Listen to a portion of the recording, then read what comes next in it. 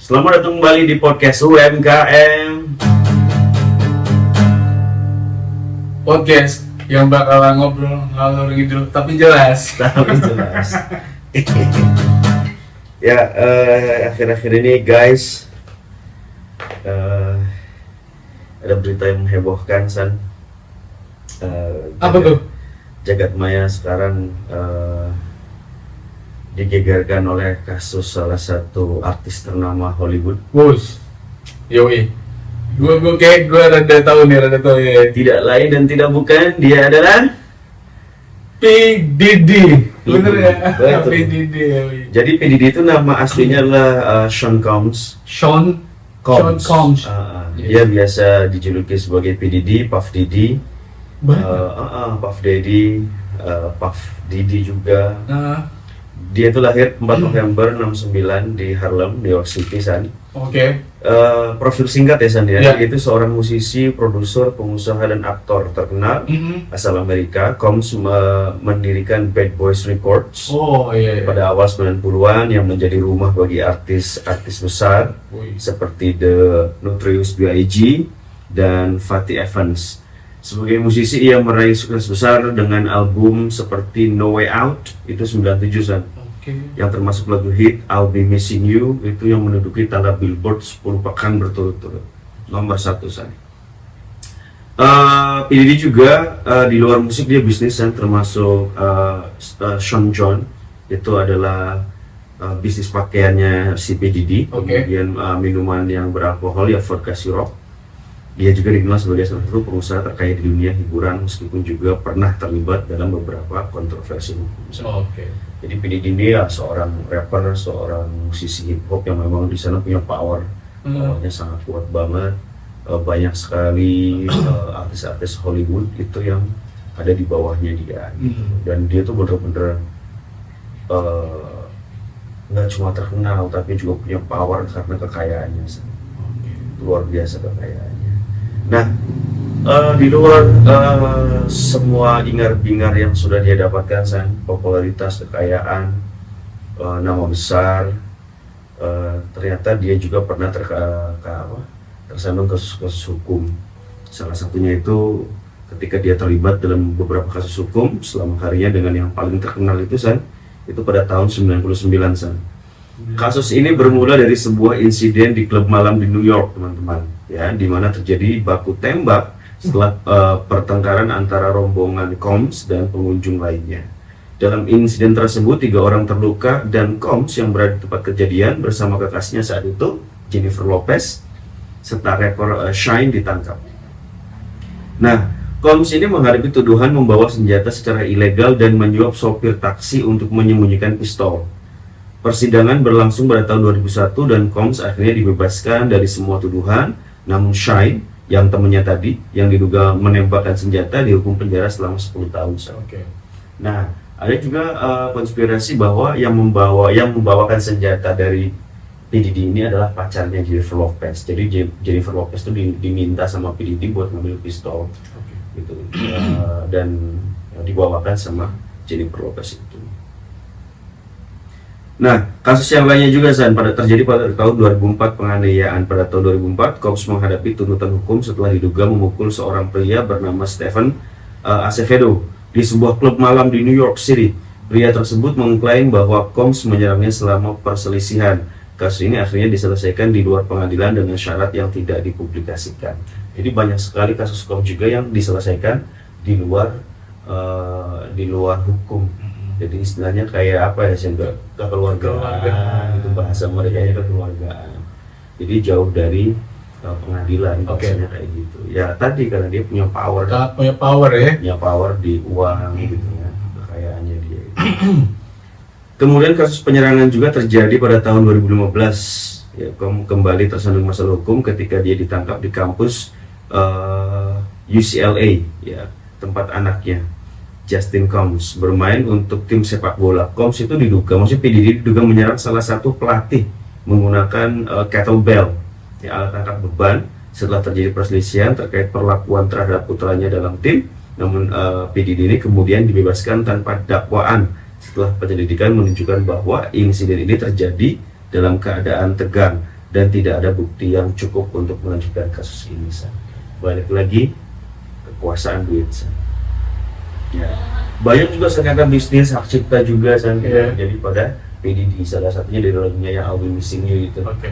Itu katanya dengar itu dari apa, The Police. The Police. The Police ya, bener ya. Itu menggunakan materi The Police untuk lagunya I'll Be Missing You itu yang terkenal. Kemudian didakwa, kemudian akhirnya PDD kalah dakwaan.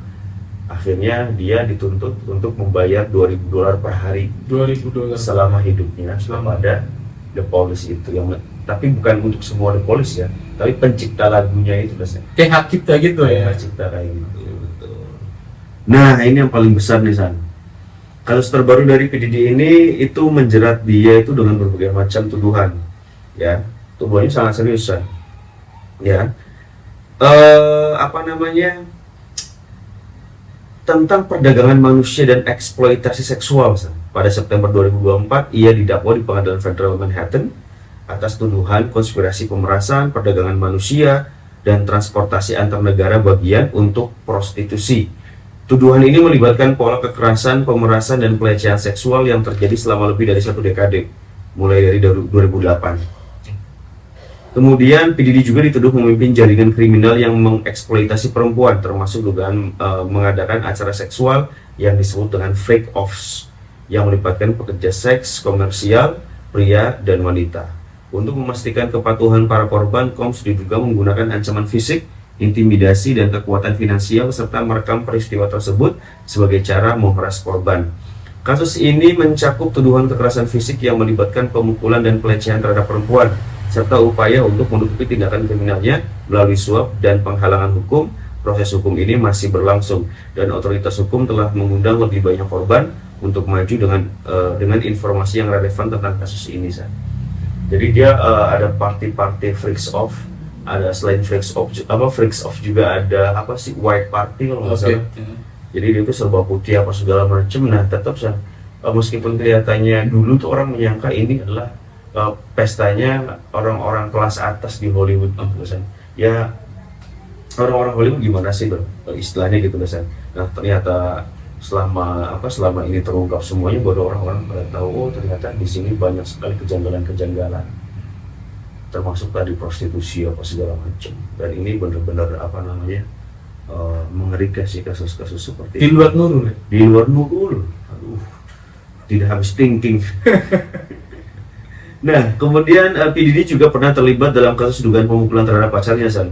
Oke. Yang saat itu adalah model Kim Porter di sebuah hotel di New York pada tahun 91. Insiden tersebut terjadi ketika Porter menuduh Combs atau menuduh PDD memukulnya selama pertengkaran di sebuah kamar hotel. Kasus ini menarik perhatian media, tetapi Porter kemudian mencabut laporannya dan Combs tidak didakwa atas kejadian itu. Selain itu, pada tahun 2017, Combs PDD kembali diisukan terkait dugaan pemukulan terhadap kekasihnya saat itu, yaitu Casey Ventura, di kediaman mereka. Meski laporan awal menyebutkan bahwa ada pertengkaran fisik, tidak ada tuduhan resmi yang diajukan, dan Combs serta Casey, maksudnya PDD dan Casey, menyelesaikan masalah ini secara pribadi tanpa intervensi lebih lanjut dari pihak berwenang. Jadi dia juga sering kekerasan terhadap pacarnya, mukul apa segala macam fisik. KDRT lah ya. KDRT kalau rumah tangga bahasanya. Cuma waktu itu mungkin karena powernya Combs gitu kan, mungkin dia punya apa sih informasi-informasi terkait pacarnya itu, yang istilahnya jika seandainya informasi itu bisa keluar, itu akan merusak nama baik pacarnya itu. Gitu, makanya mereka diancam. Balik lagi, si PDD ini sangat powerful banget dari kekuasaannya dia, dari mulut, karena kaya raya sih, orang punya uang gimana ya. Tapi dari awal gue dengerin lu ngomong, dia tuh kayak hobi banget berurusan dengan pihak berwenang gitu. Iya, biasanya gini, San. Orang yang berani berurusan dengan hukum itu kan ya tadi orang-orang yang Tajir ya, punya power. Okay. Salah satu powernya dia jelas uang, karena gini loh, San, satu famous, selain famous dia juga kaya raya. Dan orang famous dan kaya raya itu akan membuka link banyak banget untuk bisa membackup dia gitu loh, untuk tidak tersentuh dengan hukum. Makanya dia berani bermain-main dengan hukum Intinya kayak gitu. Ya bayangin aja tuh, orang punya duit, Iya. iya kan? Iya. Istilahnya ya istilah yang seperti kita tahu banyak sekali kasus-kasus suap, ya kan? Apa namanya, orang-orang lembaga-lembaga hukum itu diatur, dikendalikan oleh orang-orang yang punya kekuasaan, punya kekayaan dan segala macam gitu kan. Jadi susah dilawannya sih, Iya. gitu. Karena balik lagi penegak hukum juga istilahnya apa ya San? Memikirkan keluarganya gitu, memikirkan keselamatan keluarganya gitu kan. Apalagi istilahnya ya gimana sih, orang cuma pengen hidup bahagia lah, jangan sampai terus kebahagiaannya gitu kan. Makanya kadang-kadang orang-orang yang jujur, orang-orang yang benar itu takut gitu kan. Bukan takut apa ya, ya takut keluarganya atau kebahagiaan rumah tangganya itu terganggu. Oke. Intinya kayak gitu. Karena pasti kan biasanya kalau kita urusin sama orang-orang yang kaya raya kayak gitu, ya ancamannya biasanya nyawa sih. Bahasanya kayak gitu, dan ini sangat mengerikan banget gitu kalau kata saya. Nah, awal mula penangkapan si PDD ini San, itu ditangkap pada September 2024 San, atas tuduhan serius terkait perdagangan manusia dan eksploitasi seksual. Penangkapannya merupakan hasil dari penyelidikan panjang yang dilakukan oleh kantor Kejaksaan Distrik Selatan New York dan investigasi keamanan dalam negeri AS, atau mereka menyebutnya HSI. HSI. Tuduhan yang diajukan terhadap PDD ini termasuk konspirasi pemerasan, San, perdagangan manusia, dan penggunaan kekerasan serta ancaman untuk mengeksploitasi perempuan selama lebih dari 1 dekade. Combs atau PDD dituduh menggunakan jaringan bisnisnya untuk menyembunyikan tindakannya, termasuk penyalahgunaan seksual yang sering disebut freaks off, ya, acara yang diorganisir di mana korban dipaksa melakukan tindakan seksual. Kemudian penyelidikan ini San itu mengungkap bahwa ia menggunakan kekerasan, intimidasi serta rekaman untuk memeras para korban jika mereka menolak. Penangkapan ini terjadi setelah bukti yang cukup terkumpul dari investigasi terhadap dugaan terlibatnya Combs dalam serangkaian tindakan kriminal, termasuk penyuapan dan penghalangan hukum. Jadi selama party itu San, banyak sekali kejadian-kejadian menyimpang gitu, salah satunya seksual, eksploitasi. Jadi si PDD ini nyuruh, jadi karena dia nyewa ini San, nyewa prostitut gitu loh, entah itu laki-laki atau perempuan, dipanggilin sama dia tuh. Salah satunya tuh perempuan nih prostitusi, dia telanjang San, di atas apa ya, kayak keranda begitu loh. Nah di atas badannya telanjang itu disuguhkan makanan-makanan gitu loh San. Jadi dia terbahan di dukang, di atasnya dia itu dikasih makanan-makanan gitu misalnya. Bang. Dan si PDD ini kadang-kadang nyuruh tamunya untuk melakukan seksualitas, tapi dipaksa gitu loh. Nah sebenarnya kan kalau kita umumnya normalnya nggak mau gitu, nggak mau dipaksa untuk melakukan seksualitas gitu kan, karena itu kan hasrat, desire kan bahasanya. Nah karena dia diancam, diperas menggunakan video-video gitu, udah kamu kalau nggak ngelakuin video-video akan disebar gitu kan, maka dia pasti takut dong. Apalagi istilahnya yang terlibat di dalam freak offs ini kan kelas-kelas A ya, kelas atas semua, tidak cuma artis doang gitu, ada juga politisi, ada juga atlet, banyak banget di situ. Nah akhirnya mereka mau melakukan apa yang disuruh sama PDD gitu, dan semuanya direkam gitu. Sebenarnya kalau kata saya sebenarnya diperasnya itu bukan diperas bentuk uang gitu, diperas ya istilahnya ayo kamu melakukan apa yang saya mau gitu. Kalau enggak saya sebarin di videonya, bahasanya kayak gitu. Karena istilahnya PDD termasuk orang yang nggak butuh duit kayaknya San. Iya kan? Lu banyak sendiri duitnya. Iya udah banyak sendiri duitnya, buat apa, yang penting apa yang dia suruh mau gitu. Nah parahnya lagi San, itu ada beberapa video yang mungkin melibatkan orang-orang ternama yang bener-bener grade A lah bahasanya di dunia ya, bukan cuma di Amerika. Itu dijual videonya San, sama si PDD, dan harganya itu $500 juta San. Itu berapa triliun gitu San? $500 juta. Iya, $500 juta. Ya kalau $1 juta itu 15 M, berarti kalau misalnya 150 juta saja sudah 1,5 triliun. Dia ngejualnya 500 juta dolar dijual, karena isi videonya luar biasa. Dan mungkin isi videonya kalau dijual dan ada yang membeli itu juga bisa digunakan untuk pemerasan, atau untuk mengatur kekuasaan. Kalau memang misalnya dalam video itu penguasa nih, gitu kan. Nah kadang-kadang untuk apa sih namanya San, mengambil alih kekuasaan kadang-kadang tidak perlu untuk apa namanya menjajah pemimpinnya gitu kan, menjajah negaranya, cukup dengan pemimpinnya aja. Bahasanya kayak gitu. Itu parah banget ya. PDD memang dikenal kerap membuat pesta di kediamannya San, dengan mengundang sederet artis papan atas Hollywood, digelar secara private, dan pestanya itu private ya. Tidak ada media yang masuk ke dalam gitu. Mereka benar-benar private. Dimensionnya siapa? Kok dimension sih? Apa ya bahasa mereka menyebutinnya? Luas banget lah di perumahan elit, di kawasan elit di Los Angeles atau New York gitu. Itu luar biasa. Sebelum orang mengira Freak Party hanyalah pesta biasa yang dihadiri oleh artis dan selebriti papan atasan, namun belakangan terbongkar Freak Party itu yang dibuat CPD ini adalah pesta liar San, yang melibatkan pesta seks maraton gitu loh San.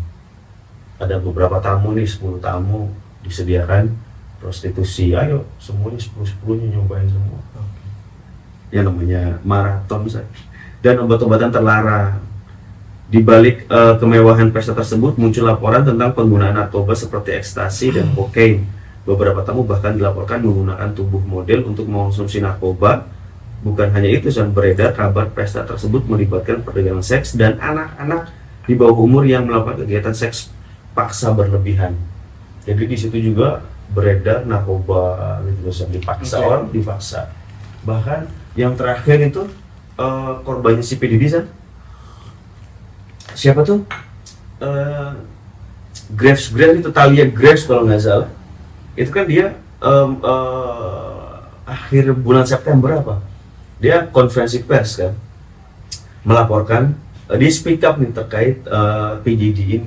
Kalau dia itu pernah masuk ke pestanya PDD, kemudian dia dibius tiba-tiba. Nah dia nggak tahu dibius tuh. Nah ketika dia dibius kayak gitu San, ternyata direkam aktivitasnya gitu. Dan tanpa persetujuannya juga. Tanpa persetujuan. Saya kalau orang dibius nggak sadar gitu.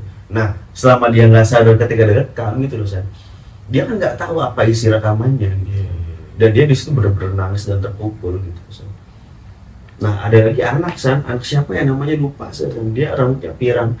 Dia dulu sempat terkenal San, tiba-tiba tenggelam karena dia bergaul sama PDD itu. Dan dia bener-bener ngerasa di salah satu video itu dia ngerasa hidupnya itu sudah diambil. Dia sudah bener-bener apa ya, bingung mau jalan hidup itu seperti apa, karena tadi apa namanya San, hidupnya sudah diambil, ngerasa sudah diambil. Berarti kan ini orang udah parah banget gitu loh San. Kejahatan yang dilakukan oleh si PDD ini ke dia ini jahat banget gitu kan. Ngeri San. Bener-bener di bawah anak-anak di bawah umur gitu kan, itu bener-bener dieksploitasi sama dia gitu. Sementara kan kalau anak-anak di bawah umur itu bener-bener dilindungi sama hukum, sebenarnya dan rencananya nggak sembarangan kan kayak gitu. Misalnya ya kalau bener seperti itu ya berarti bisa termasuk pedofilia gitu kan. Nah masalahnya kayak si PDD ini gitu loh San, kadang-kadang orang yang straight kan nanti ada yang namanya orientasi seksual kan, ada yang straight itu berarti dia normal San, gitu loh. Ada yang menyimpang gitu loh. Nah di situ orang-orang yang straight gitu loh San, itu dipaksa untuk menyimpang. Gitu, dipaksa untuk menyimpang di situ. Ya yang namanya orang kan istilahnya jijik ya San. Mual nggak sih lo? Iya kayak ngebayanginnya aja kayak mual ya. Jijik banget gitu loh. Tadi gue minum aja sampai kayak anjing gas. Iya sih. Jadi benar-benar semuanya di situ dihalali. Jadi istilahnya gitu loh. Nilai-nilai norma-norma sosial gitu yang menurut orang tabu gitu loh San. Itu tuh nggak boleh gitu. Di situ dibebasin. Lu tuh bebas melanggar hukum apapun di situ San. Gitu loh. Bahasanya kayak gitu sampai dicokopin apa segala macam. Nah, dari mulai kasus laporan dari tahun ini bulan Maret kalau nggak salah. Itu FBI itu dengan pasukannya dengan senjata lengkap San. Itu ngerebek rumahnya si PDD. Geledah rumahnya si PDD. Geledah rumahnya si PDD di mana? Lengkap dengan senjata. Nah, mereka tuh pertama menemukan apa namanya San? Baby oil ribuan dalam jumlah besar, jumlah ribuan. Itu baby oil, dan baby oilnya bukan yang kecil kan, isinya literan, satu botol tuh literan. Mereknya ya itu tadi yang biasa terkenal produk baby itu loh San. Dan memang si PDD ini di apa sih namanya San? Di endorse. Oh dia di endorse. Dia di endorse sama si produk baby oil itu di endorse gitu. Jadi dia bisa mendapatkan ribuan, dengan mudah mendapatkan ribuan baby oil yang dalam satu botolnya bisa seliter lebih, pas seliter setengah gitu misalnya. Selain itu juga ditemukan sex toys banyak ratusan, malah 200 berapa gitu yang saya baca itu. Kemudian di situ juga terdapat alat-alat elektronik seperti HP, laptop, segala macam gitu. Nah, di situ ada informasi bahwa semua aktivitas PDD selama dia party itu semuanya tersimpan di situ, termasuk video-videonya. Oh, oke. Gitu misalnya, termasuk videonya semua di situ. Nah, yang paling mencengangkan itu ketika polisi menemukan bunker San, bukan cuma bunker ya, malah terowongan bawah tanah gitu loh San. Gitu loh, ada terowongan bawah tanah di mana di bawahnya itu ada bunker juga gitu. Nah, ketika FBI masuk ngecek bunker itu, jadi pintu masuknya itu dari kamarnya si PDD San. Dari kamarnya si PDD. Nah, masuk ke dalam itu ternyata sangat mencengangkan San, sangat mencengangkan. Sampai akhirnya itu pihak FBI ini menelpon pusat untuk meminta backup gitu, minta pasukan tambahan, karena sesuai informasinya sangat mengerikan isi dari bengkel tersebut. Banyak seliweran sih informasi yang liar gitu. Ada yang bilang di bawah itu ada korban-korban yang udah mati, yang udah jadi tengkorak gitu misalnya. Ada lagi, pokoknya liar banget. Banyak spekulasi lah ya. Banyak spekulasi, dan ini belum diinformasikan oleh FBI secara spesifik. Jadi masih dirahasiakan. Belum konferensi pers. Belum. Jadi informasinya belum lengkap gitu loh. Nah, khusus yang di terowongan itu memang belum dibuka secara publik informasinya yang ditemukan itu apa. Kayak gitu. Nah, salah satu terowongan itu nyambung ke rumah bagian depannya si Michael Jackson. Gitu. Berarti ternyata Michael Jackson di sekitaran situ rumahnya San. Kan gitu, tetanggaan. Di klaster tersebut lah. Iya, tetanggaan kan. Sampai dibuatin tunnel kayak gitu terowongan ke rumahnya Michael Jackson gitu. Dan itu juga yang San, mengait-ngaitkan kematiannya Michael Jackson. Kayak gitu San. Nah, korban-korban freak offs itu banyak banget San. Gitu. Sejak PDD ditahan oleh pihak berwajib itu San, belakangan netizen juga mulai mencari artis-artis yang terlibat dengan PDD. Gitu, artis-artis yang diundang oleh PDD merupakan artis dengan nama besar atau sedang naik daun San, sehingga banyak nama-nama terkenal yang mengejutkan publik. Mulai dari keluarga Kardashian, yakni Kylie Jenner, Kim Kardashian, dan Kanye West. Kanye West tuh dulu berteman baik San. Dulu itu sahabat nama PDD. Cuma kelihatan retak setelah tahun 2009 San. Ketika di Grammy Awards, di mana nominasi video klip terbaik itu ada nominasi Beyonce, salah satunya ya, ada Beyonce, ada si Taylor Swift. Nah, yang menang itu Taylor Swift. Yang menang itu Taylor Swift. Nah, kemudian tiba-tiba Kanye West itu naik panggung, ya, kemudian menghina si Taylor Swift-nya, gitu, menghina Taylor Swift dan menyanjung Beyonce, gitu, karena Kanye West katanya nih San, informasi liarnya sebenarnya yang dilakukan Kanye West itu bukan untuk menghina si Taylor Swift, tapi menyelamatkan karirnya si Taylor Swift. Kenapa? Pembelaan dalam bentuk penghinaan. Iya. Gitu loh. Karena si Kanye West tahu betul nih, Beyonce itu orangnya cemburuan, dia nggak mau nomor 2. Gitu loh. Dia selalu pengen nomor 1. Makanya di setiap kali Grammy Awards, ketika si Beyonce kalah, maka yang menang ini mention Beyonce. Jadi kayak seolah kayak Beyonce ini adalah pahlawan karirku gitu loh, inspirasi terbesar dalam hidupku, dia adalah yang terbaik. Jadi harus dimention begitu gitu. Jadi istilahnya validasi supaya si Beyonce ini tidak merasa jadi nomor 2 gitu San. Karena ada konspirasi lain yang yang dilihat oleh netizen ini, orang-orang yang tidak menyebut Beyonce ketika menang Grammy San, itu karirnya hancur. Oke, bakal ditenggelamin ya. Tenggelam, hancur, karirnya itu sudah stuck gitu. Dia tidak naik, malah terus turun gitu, malah istilahnya terkesan ya hancur gitu. Ya, dan ini sebenarnya make sense banget karena barusan gue lihat videonya Adele pas menang Grammy ya. Adele tuh tahun 2000 berapa gitu pas menang Grammy di beberapa kali dia menang Grammy dan salah satunya dia tuh mention si Beyonce. Jadi dia bilang kayak gini, itu saya mengagumi sekali Beyonce. Saya bahkan ingin menjadikan dia ibu saya. Dia bilang gitu. Selama 17 tahun selama saya hidup gitu, dari berkarir gitu. Dari balita sampai 17 tahun, kata Adele tuh dia tuh kayak nyelamatin hidupnya Adele karena Adele tuh benar-benar terinspirasi banget sama Beyonce. Dan kocaknya lagi waktu itu Adele sengaja nggak sengaja matahin piala Grammy-nya. Oh iya. Jadi kayak nggak ngerasa nggak pantas nih. Gue tuh kayak Adele tuh kayak tahu nggak tahu, jadi kayak sengaja udahlah gue bagi aja deh. Iya kan, Grammy itu kan kayak namanya? Sound apa sih namanya? Sound zaman dulu tuh kan. Yang buat biasa pemutar piringan kayak gitu, patah berarti. Itu make sense banget sih. Jadi seolah-olah memang istilahnya di situ Beyonce harus di-mention gitu. Setiap pemenang tuh harus mention si Beyonce gitu. Jadi istilahnya untuk memvalidasi semua orang bahwa sebenarnya si pemenang ini bukanlah fokus utama. Fokus utamanya adalah Beyonce. Seolah Beyonce ini adalah kiblatnya gitu loh saya. Jadi kayak gitu saya. Istilahnya bener-bener dia tuh harus dapat validasinya gitu, dia harus yang paling nomor 1, dia nggak boleh nomor 2 karena Beyonce itu bener-bener cemburuan orang yang nggak mau nomor 2. Karena kan Beyonce itu suaminya, dia istrinya dari Jay-Z.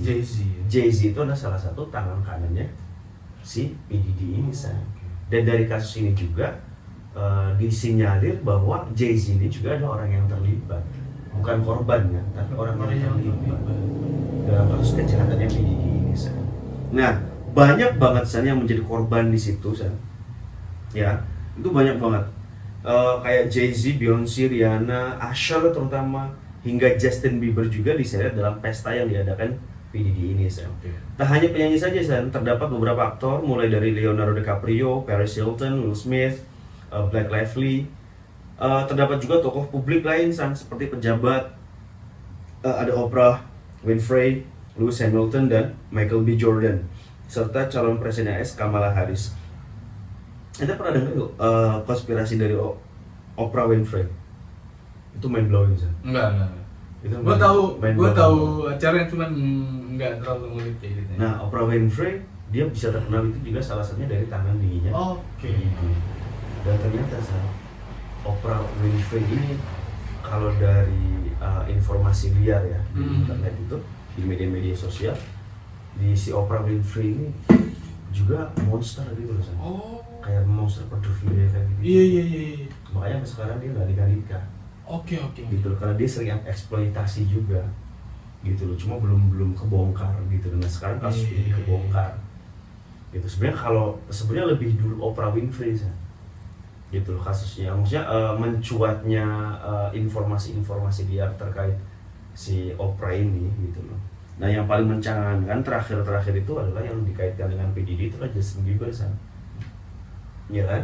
Iya. Nah Usher itu adalah anak didiknya P. Diddy dari kecil itu San. Dari kecil itu yang saya dengar P. Diddy sampai datang ke rumahnya, sampai ngobrol sama ibunya. Saya pengen jadiin si Usher ini orang yang terkenal, bahasanya kayak gitu. Dengan catatan satu San, ibunya memberikan hak guardian gitu loh, hak guardian, hak pendampingan untuk si P. Diddy ini San. Itu dari umur belasan tahun, umur 15 apa gitu, pokoknya umur belasan tahun. Nah makanya Usher ini salah satu anak didiknya si P Diddy juga. Langsung gitu. dimentorin lah ya. Mentorin langsung sama si P Diddy ini selama bertahun-tahun. Dan informasi liar juga mengatakan bahwa si Usher ini juga terlibat gitu, bukan korban nih, tapi juga terlibat pelaku gitu. Ya tinggal lihat nanti aja bagaimana ujungnya gitu, bahasanya kayak gitu. Nah Justin Bieber itu pertama ketemu tahun 2009 dia masih berusia 15 tahun. Dia tuh muncul di video di YouTube-nya si siapa P Diddy, dan di situ dijelaskan bahwa P Diddy itu akan langsung mementori si Justin Bieber ini selama 2 hari 48 jam. Nah si P Diddy ini mencari cara bagaimana caranya bisa mendapatkan hak guardian Nah yang menemukan Justin Bieber itu siapa gitu ya. Nah dia tuh kenalan sama Usher. Nah akhirnya Usher yang menjadi guardiannya si Justin ini gitu loh. Nah karena si P Diddy juga melirik Justin gitu loh, seneng gitu loh karena mungkin tadi ya penyimpangannya tadi itu, akhirnya dia cari cara tuh untuk bisa mendapatkan guardian. Akhirnya dia minta tolong sama si Usher. Sebenarnya Usher awalnya menolak sebenarnya. Iya, sebenarnya menolak karena tahu kan si P Diddy itu seperti apa. Akhirnya Usher nggak bisa apa-apa dong dengan ancaman-ancaman dari si P Diddy ini. Akhirnya menyerahkan selama 2 hari itu. Dan selama 2 hari itu tuh nggak tahu apa yang terjadi gitu loh Tapi yang jelas si P Diddy ini cuma bilang kalau dia itu lagi mementori si Justin. Sampai kemudian beberapa tahun kemudian ketemu lagi dalam salah satu video. Jadi di video itu si siapa namanya P Diddy itu nanya si Justin, lu kemana aja bro, nggak pernah hangout lagi nih sama iya. Ayolah kumpul-kumpul lagi. Nah di situ kelihatan banget kalau awkward gitu. Bahasanya si Justin juga kayak gelagapan gitu, kayak nggak nyaman gitu, kayak nggak nyaman. Terus si P Diddy ini kelihatan mendominasi di obrolan itu. Gitu. Intinya sih menanyakan lu kemana aja, ayo dong gabung lagi, join lagi gitu loh, bahasanya kayak gitu. Sampai akhirnya terakhir tuh bulan kapan itu ya, dia ada di interview tuh dia menceritakan masa lalunya itu yang sangat dia betul-betul istilahnya menyesali semua itulah. Ini sih sama kayak artis cilik laki-laki itu juga sama, ngerasa hidupnya terenggut gitu loh di salah satu videonya itu. Dan itu sangat merasakan sekali ujar pasti Justin Bieber aja kena misalnya. Dan ini benar-benar melibatkan ribuan orang ribuan orang artis kelas atas lah biasanya kayak gitu. Salah satunya Justin Bieber juga di situ. Nah kemudian karena kasus ini bermunculan akhirnya dihubung-hubungkan dengan kasus-kasus kematian artis papan atas juga kayak Tupac Shakur, gitu kan, kemudian Bee Gees, kemudian Alia, Left Eye, kemudian yang paling sekarang yang itu tuh Michael Jackson, gitu kan, karena tadi kasus tunnel tadi yang ditemukan sampai tembus ke rumahnya Michael Jackson itu dihubung-hubungkan, terutama Tupac Shakur. Sebenarnya kalau Tupac Shakur tuh agak rancu kasusnya Kenapa tuh? Agak rancu maksudnya gini.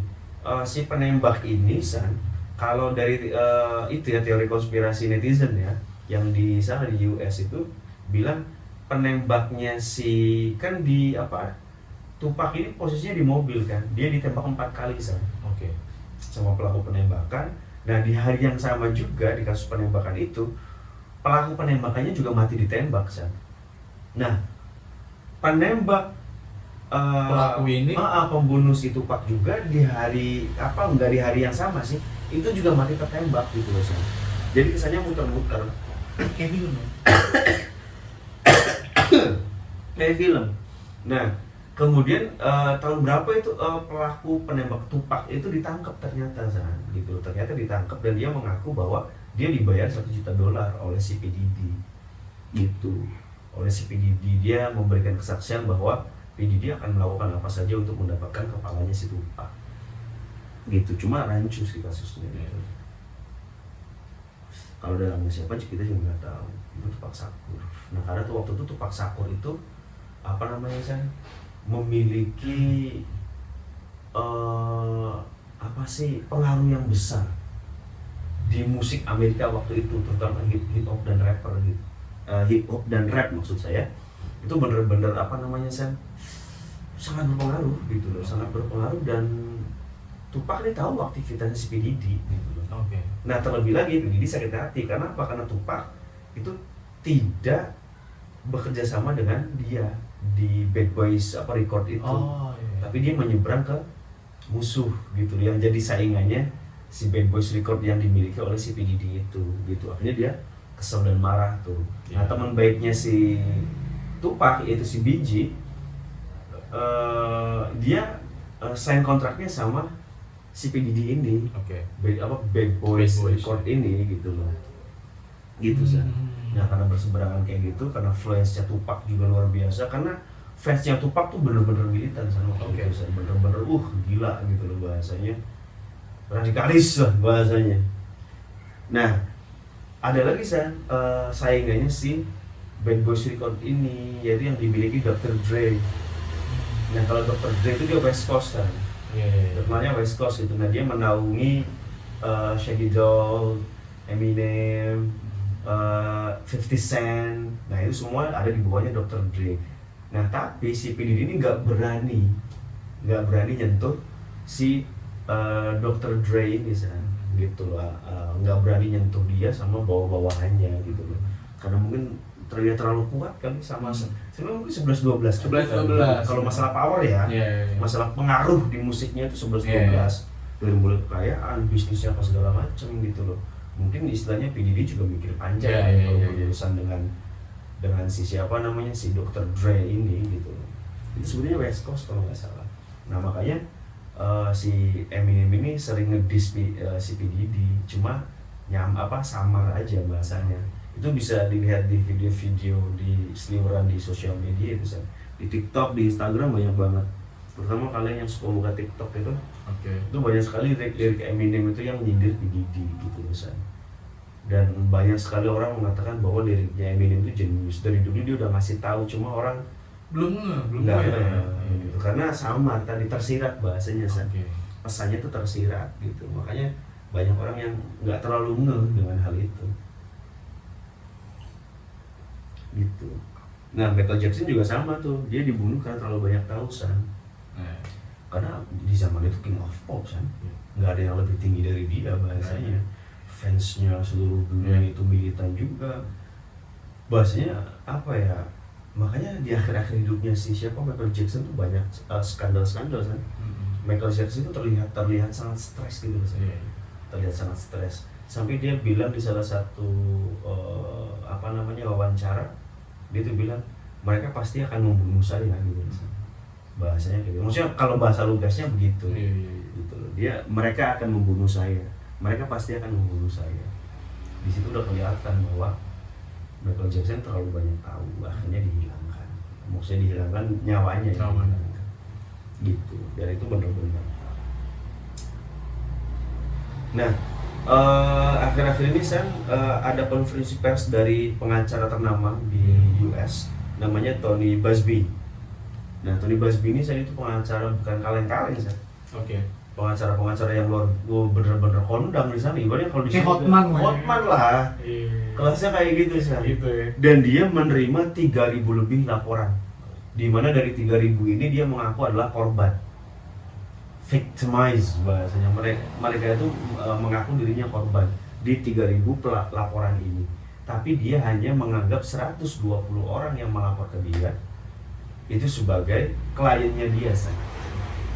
Di wawancara itu si Tony ini mengatakan bahwa kalian tidak akan menyangka, kalian akan kaget gitu dengan korban-korban ini.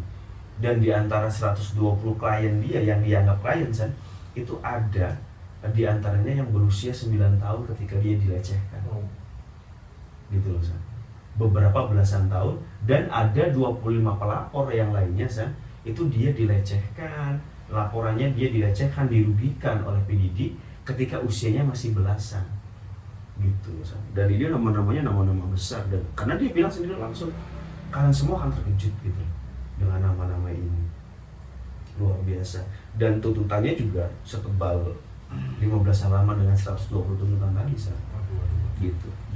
Dan lupa dia kapan ya pertama kali sidang, kayaknya Oktober ini pertama sidangnya dia. Dan si PDD ini ditempatkan di penjara khusus kan. Oh iya, udah ditahan dia ya? Iya, dia ditahan dari bulan apa, September San, kalau nggak salah, di hotel.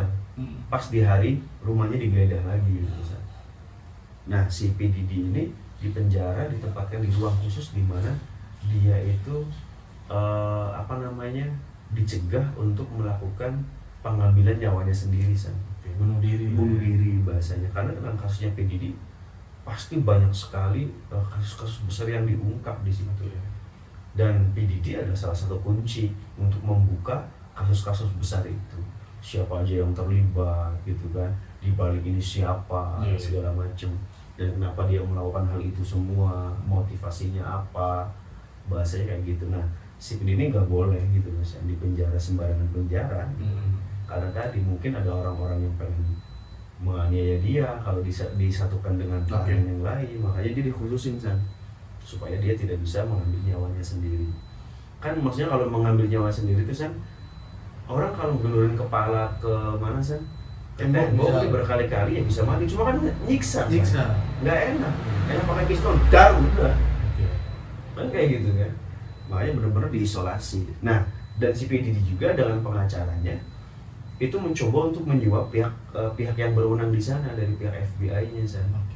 Dia menyuap 50 juta dolar San, supaya dia tidak ditahan di tahanan kepolisian sana atau FBI sana San, tapi diminta untuk jadi tahanan rumah. Tapi itu ditolak oleh kepolisiannya, bahasanya gitu, oleh FBI-nya gitu. Beda banget sama yang di sini ya. Wish, apa nih? Kalau di sini disogok segitu banyaknya, jadi tahanan rumah. Iya benar. Gitu ya. Ya kan di saat di Jepang itu dia ketahuan korupsi, ya kan? Dia membunuh diri sendiri. Ya, harakiri ya. Harakiri. Di Korea langsung mengundurkan diri. Iya kan kalau di sini kan enggak ada. Kalau di sini kan malah ngomongnya saya dizolimi. Paling victim. Saya dizolimi. Kayak gitu. Dan untungnya di sana mereka nggak mau. Nggak mau. Karena kan bisa jadi dia bisa kabur gitu di sana. Atau mungkin dia bisa merubah identitas dia, segala macam kayak gitu. Karena dia punya kekuatannya. Masih punya power, duitnya banyak, linknya masih ada, gitu kan. Dan tentunya mungkin di balik PDD pasti orang-orang ini nggak mau tuh. Nggak mau dibuka identitas mereka gitu loh San. Kalau itu sangat mengkhawatirkan gitu elit-elitnya. Nah San, beberapa minggu setelah saya melihat kasus PDD ini San, itu saya jadi parno San. Parno karena ternyata kehidupan orang-orang terkenal seperti ini yang berpengaruh, influencer maksudnya, yang memberikan dampak ke orang lain itu ternyata ada yang mengontrol gitu loh. Bahasanya kayak gitu, ada yang mengontrol. Kalau lu nggak mau dikontrol ya siap-siap gitu loh. Famous lu bakal hilang, kekayaan lu bakal hilang, bahkan sampai menghilangkan nyawa. Kelasnya Michael Jackson aja rasanya sampai begitu masalahnya kan. Jadi sangat pelik banget kalau kata saya. Jadi kadang-kadang saya, ya Allah, jadikan saya kaya aja, nggak usah terkenal. Cuma balik lagi ya saya, kita nggak tahu sebenarnya seperti apa. Tapi kan kadang-kadang kan orang bilang ada elit yang mengendalikan. Ada elit. Gitu ya. Ada elit yang mengendalikan. Kayak di Indonesia kan terkenalnya 9 naga. Iya kan? 9 naga batuk misalnya pengen apa terjadi. Gitu. Itu luar biasa sih. Kalau menurut ente gimana sih? Tentang PDD nih? Iya. Ya atau apa aja gitu. Gue tuh gini, sebelum gue bahas lebih jauh, kemarin hari apa ya? Pas lu kesini gue Selasa ya? Selasa pas gue keluar tuh kan lu baru datang tuh, naik motor. Lu kemana? Gue beli ini dulu kata gue, ke Lamongan. Gue tuh ke Lamongan, jebret. Gue datang. Nah, gue tuh ketemu teman di situ. Teman gue nih jaga warung Maduraan. Cuman dia tuh asli Kuningan Cirebon. Gue udah lama gak ketemu. Tahu-tahu gue tuh baru ketemu lagi. Terus tahu-tahu dia langsung bahas, lu tau kasus PDD nggak? Gitu. Dia langsung kayak gitu. Iya. Ya lumayan tahu sih kata gue. Emang kenapa? Terus dia bercanda, ini korbannya katanya bukan, kata gue jangan. Terus dia lebih lanjut tuh, dia langsung ngomongin segala macam tuh. Elit global akhirnya dihubung-hubungin kasus PDD, Justin Bieber tadi yang sempat awal dibahas, ngomongin segala macam lah kayak Beyonce. Dia kayak udah duluan lihat Nas Jazz daripada gua. Terus pokoknya banyak bahas PDD lah. Terus kata dia, ini kayaknya elit global sih sangat kayak gitu.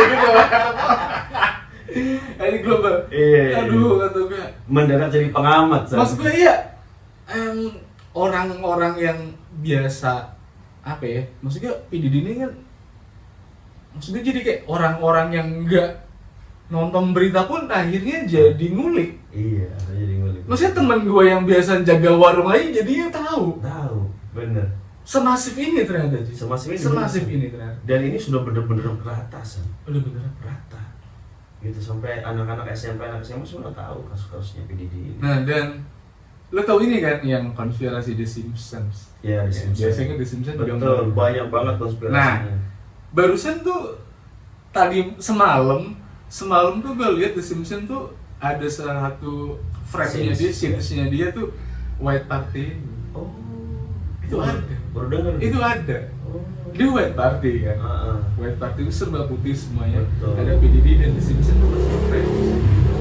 Iya, ternyata gue nggak tahu ya.